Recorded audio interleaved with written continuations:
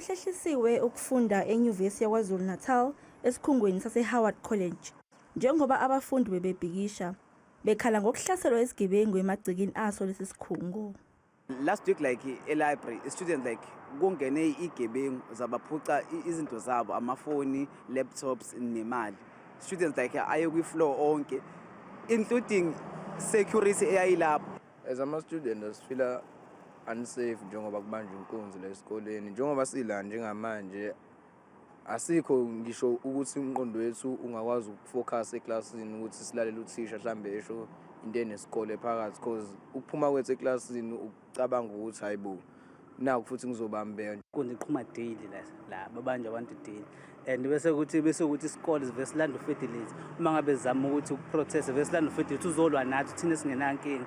Engabe lo fedilate uhlala la 24/7 ugade la kube wona ogade isikole, ungagade ama-student avele ngaphakathi esikoleni. Osinde ngesikhathi ehlaselwa yizo lezi zigebengu uthi usethukizanya njalo uma ekulesi sikhungo. Mentally ngoku andazi noma ngizokwazi na ukufocusa kwisikolo noma I'm still going to have these nightmares on this thing, because kuyafana even if I walk on campus I still do not feel safe because it's like bazophinde babuye again. Kubikwa ukuthi le nyuvesi itshele abafundi ukuthi ayinayo imali yokuqinisa ezokuphepha.